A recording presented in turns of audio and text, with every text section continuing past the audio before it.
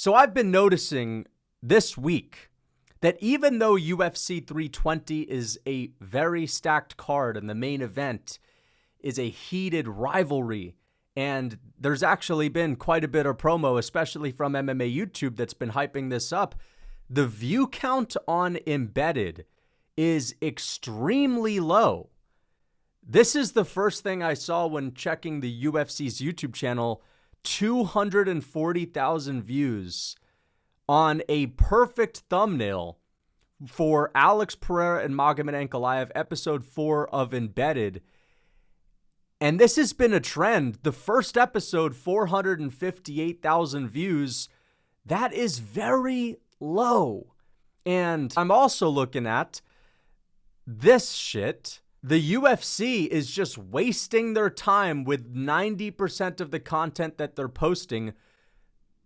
Listen, let me talk about these interviews that they've been doing recently. They've been doing these podcasts after the fights in the fighters' locker rooms, and now they're doing them before the fights with the same woman. Nothing against her, but this is not it. There's a reason why nobody is really tuning into this, and I've seen the numbers from some of the other interviews. They're not doing well, okay? We're at a point in time where we're not experiencing a shortage of fighter interviews on Fight Week. In fact, I used to really look forward to the Mac Life Media Day interviews, but I'm so bombarded with fighter interviews on Monday and Tuesday of Fight Week that once it gets to Wednesday, when those big Media Day interviews come out, I've already seen them say everything that there is to say about their upcoming fight. And now the UFC is posting these 40-minute podcasts. And again, I'm sure that these interviews are conducted really well. I'm sure that the questions are actually pretty good, but the production value is probably really high. And to be pulling these numbers, I'm just not sure it's worth it. And I'm also looking at the UFC jiu-jitsu nonsense. Like, I know that this is now going to be part of the Paramount deal, but come on. Come on, man. They don't have the money. Come on, man. Right. Who is watching this? Who is this for? Mikey Musumeci is the biggest star in this jiu-jitsu thing that the UFC is doing now. And it's going to be a part of the new deal under Paramount Sports, in which they're going to have like 10 UFC BJJs a year, or maybe even more than that. I think it may be a lot more than that. But when the biggest star is pulling 12K views, jiu-jitsu and wrestling are the most boring martial arts to watch when they're in their purest form. Like, they're just boring as fuck. And I think 90% of people more would agree with that. The only people that I could possibly imagine actually wanting to watch jiu-jitsu tournaments, because I've actually sat through, and not an entire event, but I've sat through about an hour of the UFC Fight Pass Invitationals in the past, and they are awful. The only person that I could imagine actually enjoying that is someone that trains jiu-jitsu 5 times a week. People that actually love jiu-jitsu, they do it themselves, and so they can kind of relate to it and they can appreciate it on a deeper level, whereas most people that do not do jiu-jitsu, they appreciate grappling when it's in MMA. And there are finishes involved. I'm saying finishes involved. It's kind of ironic because in a lot of these jiu-jitsu matches, and, you know, maybe the UFC is doing this thing where there has to be finishes or whatever, and there's an incentive to be more aggressive. But the point that I'm making is that a lot of these Fight Pass Invitationals and jiu-jitsu competitions, they're like 40-minute matches and they fucking suck because no one gets submissions. The point is, in MMA, grappling is entertaining because there's ground and pound involved. There's elbows involved. There's just a lot of other stuff involved. It's a real fight at the end of the day. 12K views? Dude, jiu-jitsu is definitely a popular martial art, 100%, but like, who actually likes watching this stuff? Why are they investing all of this time and energy into it? So right off the bat, my suggestion is just hop off of this fucking bullshit jiu-jitsu bandwagon, man. What are you saying, man? I really want to see Carlos Enrique. Bro doesn't know Carlos Enrique. What a casual man. Bro doesn't know Andy Barrella. Cattle man. The UFC is putting eggs in too many damn baskets, okay? I want all of their eggs in one basket, and that's the UFC. And let's get back to this embedded thing. This is a stacked card. These are horrible views. This is from a couple of years ago. UFC 258. Kamaru Usman versus Gilbert Burns. That was not a big card at all. Like, this was right before Usman really took off in popularity as well. Remember, it took the Burns finish. It took the Masvidal finish. This was before that year started, 2021, where Usman went on that crazy run and really took off as far as becoming a star goes. He pulled 1 million views on a shitty pay-per-view card. I remember it was like Ian Heinich was on the main card and Gastelum. Like, this was a rough main card. It was not good. 258 pulled 1 million views. UFC 263. I think that was Adesanya versus Vettori. Diaz was on there, but like, again, not a super stacked card. At the time, it was pretty hype. It was. But like nothing, second episode, and usually how it works on Embedded is the first episode does the best. The second one, the third one don't do as well. The second episode is pulling 1 million views. And by the way, for UFC 258, there were multiple episodes for that Embedded series that got over 1 million views. But there's also just been a steady decline in general. Like, let me show you this. This was at the beginning of this year. UFC 311, Makhachev versus Saryukian, 940,000 views, 1 million views. Even Alex Pereira versus Magomed Ankalaev 1 did a lot better than this card. And of course, you could just say, well, since Pereira lost, he lost a lot of his aura, and therefore people are less hyped, especially to see a rematch where the first fight wasn't that hyped. But I don't chalk this up to Pereira just lost and now he's not a big star anymore. This is a very stacked card. The way that hardcore UFC fans are looking forward to this card, this is peaches and creamville territory for us. Like, we're really loving this, and these views suck. It just feels so monotonous. Like, I'm not here to complain about the cards and the quality of the cards, because UFC 320, 321, 322, there are so many good fight nights in October, November as well. The UFC is doing a great job with putting on stacked cards, especially at the end of this year. But I'm just talking about the style of promo. I think they are falling behind, and I think they need to get with the times, okay? Because all they've really been doing is putting out countdown episodes and putting out embedded episodes, and then every once in a while you see one of these. The Yuri Prohaska's greatest hits, and I guess they thought it was a good idea to make Yuri look like a bobblehead. They shrunk his body. They increased the size of his head. I guess that was strategic. They thought they were going to do really well with that. You know, the ESPN MMA posts stuff like this. This was like one of the big promos for UFC 315. They did like a Marvel Avengers type of thing. They put Valentina Shevchenko with a tough cookie face. Aldo looking like he's getting sent to the Shadow Realm down there. Bilal Muhammad getting choked out by Madame Fiorat. The most hardcore WMMA love. And then JDM just looking stoic. But yeah, like, I'm sorry, this is not enough. And I'm bringing this up because something feels off, right? Something feels wrong to have a card this stacked get this little views. 240K views on a perfect thumbnail for Magomed and Alex Pereira. Like 150K views for a countdown episode for Pereira and Magomed too. Maybe people just are really fed up with Magomed and Ankalaev. But like, come on, man. This card is amazing. It's got to be doing better than this. 350K. Dude, if this came out right after Pereira finished Adesanya, if this came out before the rematch, like, this shit would have had over 1 million views. People are tired of this shit. People aren't even interested in the interviews. They're putting their energy into the wrong stuff, into UFC BJJ, into these like podcasts where I've seen dozens of Corey Sandhagen interviews this week. There are like 50 media outlets that get their 10-minute interview with Corey Sandhagen. That happened this weekend. I think the UFC needs to get with the times, and I think they need to do something new.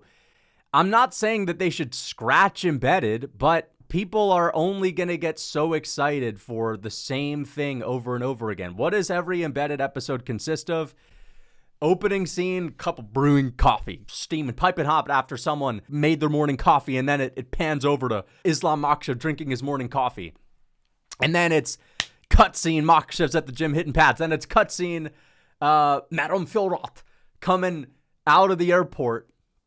And she's carrying her luggage out of the airport. And then it's cutscene to the cab on the way to the fighter hotel. Cutscene, it is Brandon Moreno packing his suitcase. And he's got some Legos that he's taken with him. They're his Lucky Charm Legos.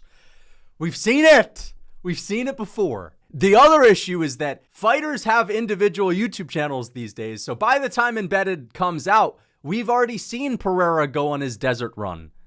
You know, Pereira's doing his desert run on episode 2 of Embedded. We saw that 2 days ago. And so what I think the UFC needs to do is they need to get with the times, and instead of prioritizing these, like, you know, company people where they're giving them these big spots to do these big podcasts that are pulling no big podcasts. They're pulling 0 views, really.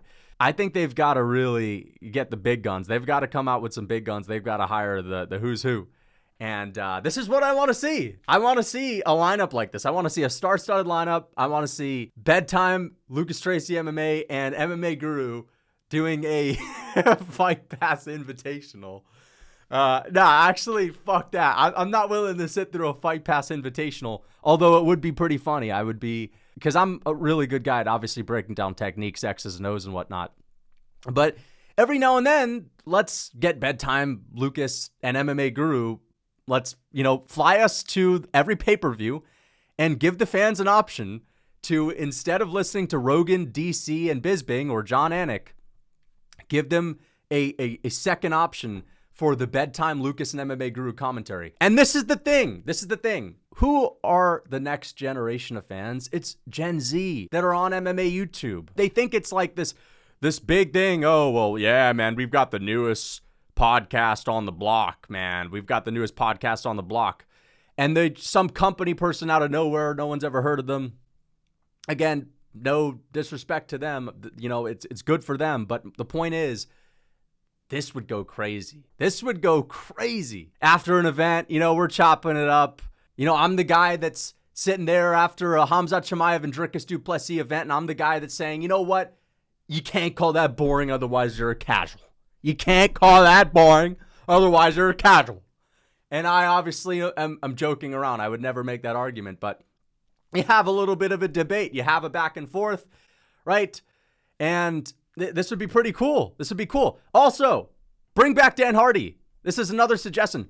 Bring back Dan Hardy. We need war rooms. This is the guy. This is the guy that can, you want to post a 40-minute podcast? Post a 50-minute war room on even the least hyped WMMA Apex main event. I'll sit through it. I'll watch it. I'll watch Dan Hardy do his AG1 Greens advertisement, okay? I'll watch him do tailor the tape. Bring up the tailor the tape. Read off the records. Dude, we got to watch this stuff, right? We got to watch it. Bring back the war room. Bring back Dan Hardy. He's working for the PFL, but, like, you know, at the end of the day, he can do a war room on a PFL fight. It's just not going to do the numbers that Dan Hardy's going to do when he's doing a professional war room for the biggest UFC fights. I'm telling you, those would get hundreds of thousands of views. MMA Shea, this guy does great breakdowns. I know Dominic Cruz does breakdowns where they have Cruz with a whiteboard. They used to do the complex breakdowns where they'd have the digital board, and you could get a guy like MMA Shea from YouTube who's really good at the, you know, idiosyncrasies of everything, right? Again, Gen Z, we're on MMA YouTube. This is what's coming. This is what's hype. And this is the next generation of fans. But I feel like they're still in the copy-paste. That's what it is. The UFC's style of marketing is the style of marketing that a millennial is going to give to, you know, some boomer on, well, this is what works. And this is like the style of marketing that a millennial would tell a boomer that's starting a YouTube channel in 2020, right? Yep, you got to have the podcast. Everyone needs the podcast, man. And of course, get some jiu-jitsu on there. People love jiu-jitsu, man. Even if it fucks your algorithm up and you're getting 10 videos in a row with under 10K views on your 30 million subscriber YouTube channel, just pump that out. Like, this is just not a good idea, okay? You're killing your algorithm, UFC. All right, also, do like a segment where you get a badass from the MMA world. Every sport needs a badass who never did it professionally, but everyone knows is kind of a bad motherfucker. And I kind of think of like, Frank Grillo, the Fight World series, where Frank Grillo goes to all those different countries and trains the martial art and immerses himself in the culture in which the martial art originated, where he goes to like Mexico City and lives and breathes boxing. And then he goes to Myanmar and he lives and breathes Letway. Get a guy that's a badass. Have him train with Merab Dvalishvili. Like Merab did a couple of streams with Sneeko. Strickland do the sparring with Sneeko. These guys just simply cannot defend themselves in these cases. Like they just can't be at all competitive. You got to get a bad motherfucker. Okay. Like essentially just imagine I go in there with Merab and Merab's joking around about how he's going to submit me, but everyone kind of knows like, yeah, but you're not doing that to Lucas though. Like same thing with Strickland. Strickland's always talking about sparring these influencers. Get the guy who trains, who is, a little bit denser than most people would imagine. You know what I mean? Walks into a room, they just have that instant aura. And the next thing you know, I'm the one that's yelling. I'm the one that's, yeah. That would make for good content. And it's like, you have, Forrest Griffin in the background. Some of the guys that hang out at the PI that are like, bro, why haven't you taken a fight? We need that as well. Bring back the face-to-face. Bring these back as well. I know they did this with Max Holloway and Ilia Topuria. Where have they gone? Now, listen, I'm not saying you do this with Magomed and Alex Pereira because they're just not going to be able to understand each other. But you could do it for a fight night main event that doesn't even have a beef. They did it for Chito Vera and Dominic Cruz, and it was really entertaining. I mean, think about it. It's fight week. They're cutting weight. They're already kind of pissed off. And it makes for a very awkward interview where there's like this tension and it feels like they're about to fucking fight at any moment. Even if they're really respectful in the buildup, it's entertaining. But every now and then you get a John Jones and a Daniel Cormier where, at one time, people didn't really expect that rivalry to get as heated as it did. But you never know what you're going to get. Maybe you get Makhachev and JDM in there, and the next thing you know, it's the new Jones DC. Like, they actually just hate each other. You don't know until you do it. Makhachev and JDM, they need to do what they did with Makhachev and Volk, where they did the face-to-face Zoom interview, and it was DC asking Volk and Makhachev questions, and that's where we got the famous quote where Makhachev's like, brother, Australia don't have wrestling. We need that for JDM and Makhachev. We got it with Darren Till and Jorge Masvidal. That's one of the best ones. We had a couple of them with Jones and DC. Also, let's do some deep dive documentaries for the most interesting fighters. Again, the UFC, I understand it doesn't really take that much effort for them to just film jiu-jitsu matches at the Apex because they already have the setup. They have everything they need to do it. But you'd be better off just going to the Czech Republic and filming Yuri Prochazka go about his day. Do a little backstory on him and have some cool music in the background. Listen, if you have mixed martial, the fight business, making really cool documentary style of videos for UFC fighters that are getting over 1 million views. I've made a couple of these back in the day that did really well. If the UFC with their production, right, and the money they have, if they want to do something like this and they get the right guy to do it, this is the kind of thing that can get 10 million views. If the UFC goes to the Czech Republic and does like a deep dive on the life of Yuri Prochazka, and it's like a 15-minute video, it's condensed, but there's a lot of good stuff in there, and you're following this guy that's a really interesting character, that will get 15 million views. That will transcend the sport. That will build a fan base for Yuri Prochazka of people that have never even watched MMA. They're just going to see a cool thumbnail, with an interesting caption, the samurai that conquered the MMA world. You get the point. It's going to transcend the sport. An interesting title, an interesting thumbnail. Yuri is an interesting guy. People love Yuri Prochazka for that reason. He's one in a billion. He's 1 in 7 billion. Okay, he's 1 in 7 billion. This would do really, really well. You could do one on Charles Oliveira. Man, if you've got a YouTuber who's doing it all on their own, imagine what the UFC could do if they're putting like $10,000 behind that or $15,000, $20,000 behind that. Man, that would take off, right? But I get this feeling that they don't really want to build fighters up that much anymore. And this brings me to my next point. Recognize and promote once-in-a-lifetime talent. There's a reason why I don't have Islam Makhachev and Khamzat Chimaev here. Not because they're not once-in-a-lifetime talent. They are. Khamzat Chimaev, I've never seen a grappler or a wrestler as good as him in MMA. Okay, best wrestler in MMA history. Islam Makhachev, in my opinion, has an argument to be the GOAT of the sport, resume-wise, okay? But they already do really well. Even in the era of declining embedded views, Makhachev's still pulling over 1 million views. Khamzat Chimaev has a huge following, right? Oh, well, we don't want to get to the next slide yet.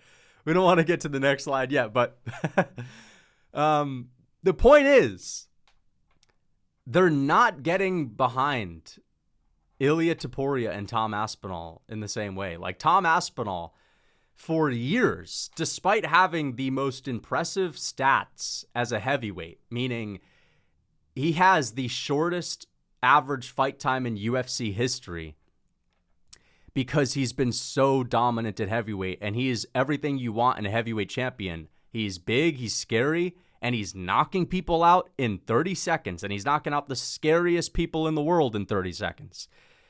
And he moves like a flyweight, okay? He can grapple as well, especially now that John Jones ducked him so hard that he literally left the sport. The UFC should be taking every single opportunity to treat Tom Aspinall like he is the biggest heavyweight star the world has ever seen. The heavyweight division has always been the marquee division of combat sports because the baddest guy in the world is the best fighter who's the heaviest, right? Tom Aspinall, I've said this a million times, he is the most dangerous human in history when it comes to combat sports. Not combat sports, hand-to-hand combat. The most dangerous guy in history, arguably. We still need to see what a Magomed or a Pereira versus him fight would look like at heavyweight. But the point is, they should be screaming from the rooftops about this guy. You know how popular Anthony Joshua is and Tyson Fury is in boxing? Muhammad Ali was? You know how popular Muhammad Ali was? Like, Tom Aspinall is a modern era UFC champion in a time where the UFC, it's the biggest it's ever been. He just doesn't have a sliver of the popularity or the notoriety of those guys, which is sad because he should have that. And I just have a feeling when it gets to UFC 321, the UFC, they're not going to be bringing Tom Aspinall on Stephen A. Smith, Primetime TV, ESPN. You get the point, right? They're just not going to be doing that. They're going to be posting the embedded episodes. They're going to be posting Countdown, and they're going to be doing a edit of Tom Aspinall versus Cyril Gane with, like, you know, old school British French outfits. That's what they're going to be doing on ESPN MMA. Same thing with Ilia Topuria. A little bit different than Tom. I think he's a much bigger star than Tom, but still, Ilia Topuria is a special fighter. Okay, he is everything you could possibly ask for. He is peak entertainment in and outside of the octagon. He talks shit in multiple languages, okay? And it's very entertaining. He is knocking people the fuck out in the hardest divisions to do it in, lightweight and featherweight, and he's doing it to the GOATs. And he's knocking out the guys that have never been KO'd in their entire careers, like Max Holloway. He's knocking out the most skilled strikers in history, like Volkanovski, right? He's chinning the big bad Charles Oliveira, who's bigger than him, bro, right? He's doing that, and he's probably Islam Makhachev's biggest threat, okay? Yet, he gets the same promo as everyone else. Like, they promote this guy better in Spain. La Liga promotes this guy better than the UFC. This guy's doing the kickoff at the Real Madrid game. La Liga does more for Ilia Topuria than the UFC. UFC, they treat Ilia Topuria fight weeks the same as they would a Holly Holm versus Ketlin Vieira fight week. I'm exaggerating a little bit, but it's kind of true. I know they did the face-to-face with Ilia and Max Holloway, but dude, they need to be screaming from the mountaintops about this guy. He every single fight is pure entertainment because he gets hit as well. He puts himself into the fire. He's not one of these KO artists like Gervonta Davis in boxing where it's 5 rounds, nothing has happened, and now Gervonta Davis is about to have a Mo moment. It's not like that. This guy has fucking Mo moments, and he gets his licks. He gets hit. It's peak entertainment. Ugh, man, this is like, you got to promote these guys. But they don't want any fighters getting bigger than the sport. They don't want any fighters getting bigger than the sport. And the last thing is, put some respect on Alexander Volkanovski's name. Okay? And what do I mean by this? There's a few different elements to this. Number one, we need to start respecting today's fighters as the greatest fighters, as the best fighters of all time. And I'm talking about those old heads on the ESPN analyst desks, where if you ask them, let's talk about some of the greatest champions. Forrest Griffin was a bad man. Yeah, but I gotta say, Lyoto Machida, I think he's the most underrated champion ever. No, okay? When Dana White or Daniel Cormier goes on primetime ESPN and they list out their top 5 fighters, it's Ronda Rousey, it's John Jones, because, he's got to be there. It's Silva. I've got GSP, and of course, I've got Mirko Krokop. Like, it should be Volk, okay? And it should be Volk alone. I'm joking around. But, like, I feel like... I talked about this the other day, but I feel like they've been disrespecting Volk for too long, dude. This is like a fucking personal thing, though. They've been disrespecting this guy, okay? They've been trying to get this. They wanted Yair to beat him. They wanted Holloway to beat him every single time. And I get it. Holloway's an icon. He's a big star. I get it. But they wanted Yair to beat him. They want Lopez to beat him. The UFC has always been like, reluctantly acknowledging Volk's greatness in the way that they promote, in the way that they book him in the UFC. And it's fucking pissing me off. Dude, this is a top 3 fighter of all time. And I want to hear him in more conversations on the analyst desk. And I also do not want them to treat Volkanovski like some fucking old, washed up Josh Emmett type of fighter. Where it's like, yep, dude, they treat this guy like a stepping stone. And he's a champ who just did the impossible. They booked this guy's career, and I'm assuming that they're gonna book him versus Lopez, which I hope it's not true. Even though there's 2 undefeated fighters that haven't fought him yet, they might book him versus Lopez. They're going to book Volkanovski for the rest of his career as if he's some, like, fucking Neil Magny or Josh Emmett kind of fighter on a losing skid where they recognize he's going to retire, so let's just give him to the next guy that beats him. They just want Volk to lose. And it's really fucking pissing me off, man. You better book Volkanovski like any other champ that's in their prime, on to the next guy. The next guy. Not the best guy that will sell the most as champion. The next guy. Okay? And if they do all of that, I think they can bring their promo back. Hope you guys enjoy the video. Until next time.